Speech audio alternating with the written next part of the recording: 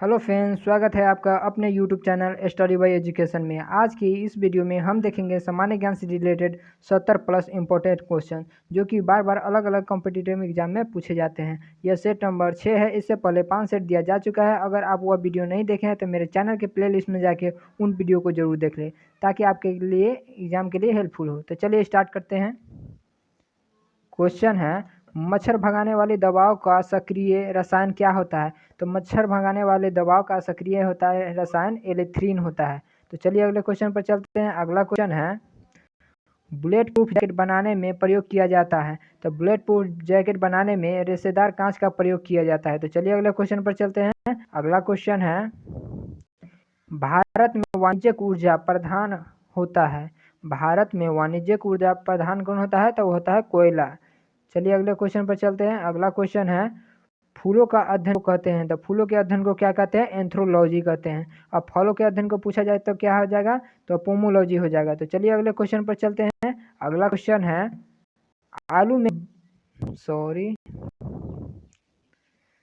आलू में black heart रोग कारण होता है। माने किसके कारण ब्लैक हार्ट रोग हो जाता है आलू में? तब भंडार में ऑक्सीजन की कमी के कारण हो जाता है। तो चलिए अगले क्वेश्चन पर चलते हैं। अगला क्वेश्चन है, लहसुन की अभिलाक्षणिक गंध का कारण क्या होता है? तो होता है सल्फर का यौगिक होता है। लहसुन का अभिलाक्षणिक गंध का कारण क्या है? तो सल्फर का यौगिक है। तो चलिए अगले क्वेश्चन पर चलते हैं। अगला क्वेश्चन है, मुर्गियों में रिकेट्स रोग का कारण होता है। मुर्गियों में रिकेट्स रोग का कारण क्या होता है? तो विटामिन डी की कमी के कारण रिकेट्स रोग हो जाता है। तो चलिए अगले क्वेश्चन पर चलते हैं। अगला क्वेश्चन है, मानव में श्वेत रक्त कण यानी WBC का व्यास होता है। तो WBC का व्यास कितना होता है? वो होता है 0.007 मिलीमीटर होता है। तो चलिए अगले क्वेश्चन पर चलते हैं। अगला क्वेश्चन है, यूरिया रक्त को पृथक करता है। तो कौन करता है? तो गुर्दा यानी किडनी क्या करता है? यूरिया को अलग करता है। तो चलिए अगले क्वेश्चन पर चलते हैं। अगला क्वेश्चन है, एक जलीय पौधा को कहा जाता है। एक जलीय पौधा को क्या कहा जाता है? हाइड्रोफाइट कहा जाता है। तो चलिए अगले क्वेश्चन पर चलते हैं। अगला क्वेश्चन है, लाइकेन मिश्रित जीव है जो बने होते हैं। किसके बने होते हैं? कवक और शैवाल के बने होते हैं लाइकेन। तो चलिए अगले क्वेश्चन पर चलते हैं। अगला क्वेश्चन है, प्रोटीन के पाचन में सहायक एंजाइम क्या होता है? तो प्रोटीन के पाचन में सहायक एंजाइम होता है ट्रिप्सिन। तो चलिए अगले क्वेश्चन पर चलते हैं। अगला क्वेश्चन है, किस विटामिन में कोबाल्ट पाया जाता है? तो किसमें कोबाल्ट होता है? तो विटामिन B12 में कोबाल्ट होता है। तो चलिए अगले क्वेश्चन पर चलते हैं। अगला क्वेश्चन है, दूध को प्रोटीन में पचाने वाला एंजाइम होता है। तो क्या होता है? रेनिन होता है। रेनिन एंजाइम क्या करता है? दूध प्रोटीन को पचाने में मदद करता है। तो चलिए अगले क्वेश्चन पर चलते हैं। अगला क्वेश्चन है, शरीर में ऊतकों का नियोग होता है। किससे होता है? तो प्रोटीन से होता है। तो चलिए अगले क्वेश्चन पर चलते हैं। अगला क्वेश्चन है, विटामिन डी का सर्जन में पाया जाता है। विटामिन डी के सर्जन में क्या पाया जाता है? कैल्सिफेरॉल पाया जाता है। विटामिन डी का रासायनिक नाम क्या होता है? कैल्सिफेरॉल होता है। तो चलिए अगले क्वेश्चन पर चलते हैं। अगला क्वेश्चन है, लडू हार्मोन कहलाता है। लडू हार्मोन किसे कहते हैं? एड्रिनल हार्मोन के क्या कहते हैं? लडू हार्मोन कहते हैं। तो चलिए अगले क्वेश्चन पर चलते हैं।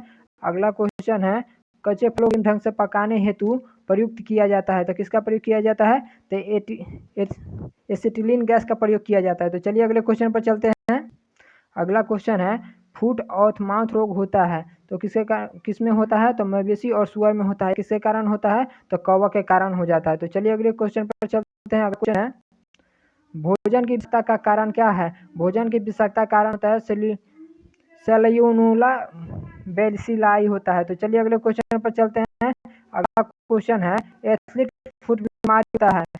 सॉरी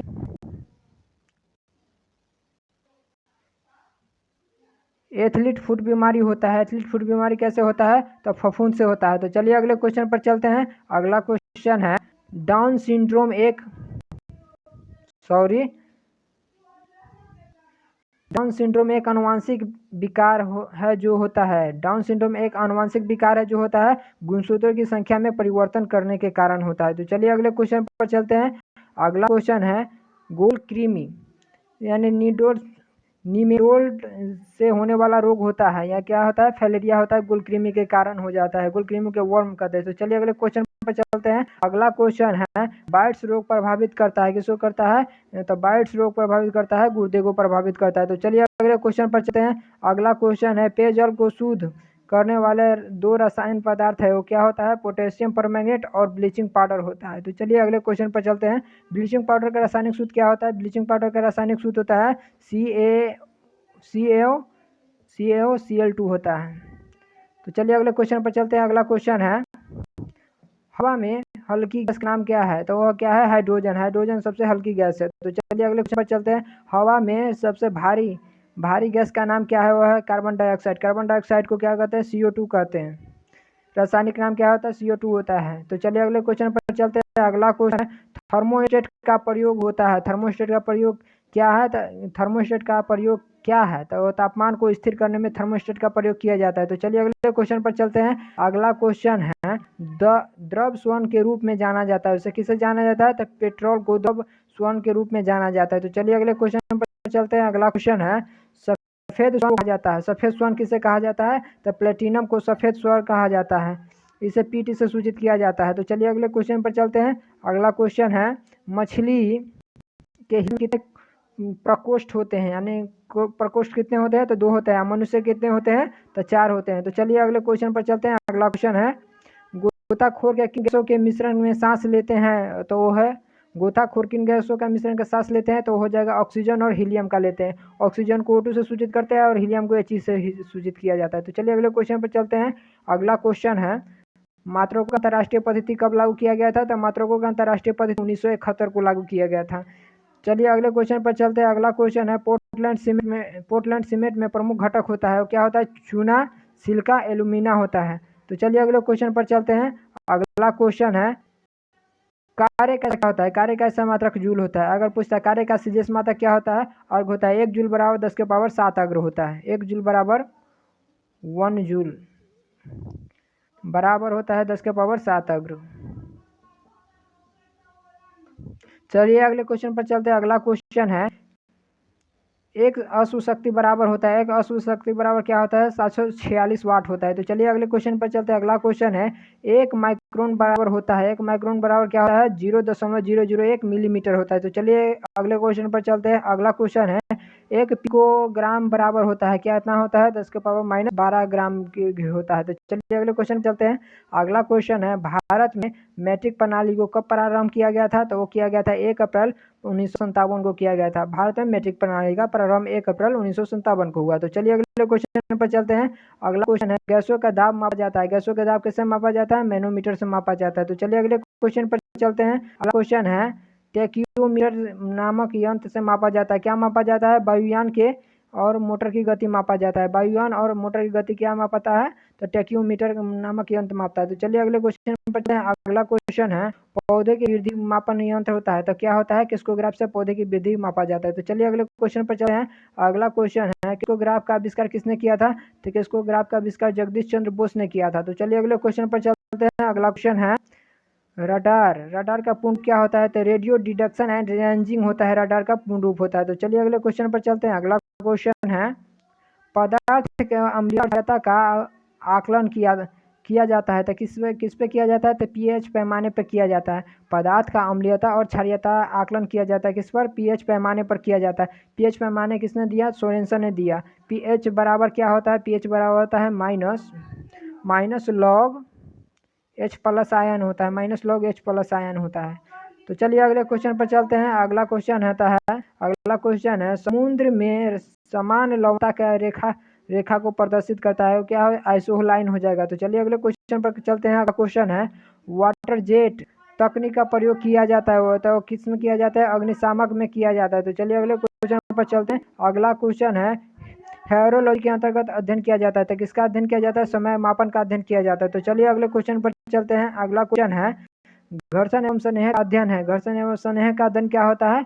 ट्राइबोलॉजी कहलाता है। तो चलिए अगले क्वेश्चन पर चलते हैं। अगला क्वेश्चन है, गति के नियम का प्रतिपादन किया था, गति के नियम का प्रतिपादन किसने किया? तो न्यूटन ने किया। न्यूटन ने कितने नियम दिए? 3 नियम दिए थे। तो चलिए अगले क्वेश्चन पर चलते हैं। अगला क्वेश्चन है, पार्सेक की इकाई है, पार्सेक किसकी इकाई है? तो दूरी की इकाई क्या होता है? पार्सेक होता है। चलिए अगले क्वेश्चन पर चलते हैं। 1 जूल बराबर होता है, 1 जूल बराबर क्या होता है? 10 के पावर 7 अग्र होता है। तो चलिए अगले क्वेश्चन पर चलते हैं। अगला क्वेश्चन है, 1 बैरल बराबर होता है, 1 बैरल बराबर क्या होता है? 10 के पावर एक बैरल बराबर कितना 10 डेसिबल होता है। एक बैरल में कितने लीटर होते हैं? 159 लीटर होता है। तो चलिए अगले क्वेश्चन पर चलते हैं। अगला क्वेश्चन है सापेक्षिक आर्द्रता। सापेक्षिक आर्द्रता किससे मापी जाती है? हाइग्रोमीटर से मापी जाती है। और सापेक्षिक घन तो मापा जाता है किससे? तो हाइड्रोमीटर से मापा जाता है। तो चलिए अगले क्वेश्चन पर चलते हैं। अगला क्वेश्चन है न्यूटन के गति का प्रथम नियम को कहा जाता है, क्या कहा जाता है? तो जड़त्व का नियम कहा जाता है। तो चलिए अगले क्वेश्चन पर चलते हैं। पृथ्वी के केंद्र पर जी का मान कितना होता है? तो 0 होता है। और जी का मान सबसे महत्तम कहाँ होता है? तो पृथ्वी के ध्रुव पर होता है। और विषुवत रेखा पर क्या होता है? जी का मान न्यूनतम होता है। तो चलिए अगले क्वेश्चन पर चलते हैं। अगला क्वेश्चन है जब कोई वस्तु ऊपर से गिरती है तो उसका भार होता है, क्या होता है? परिवर्तनशील होता है। तो चलिए अगले क्वेश्चन पर चलते हैं। अगला क्वेश्चन है हवा में लोहे की लकड़ी के समान भार की गेंद को समान ऊंचाई से गिराने पर लकड़ी का गेंद बाद में गिरेगी। तो चलिए अगले क्वेश्चन पर चलते हैं। अगला क्वेश्चन है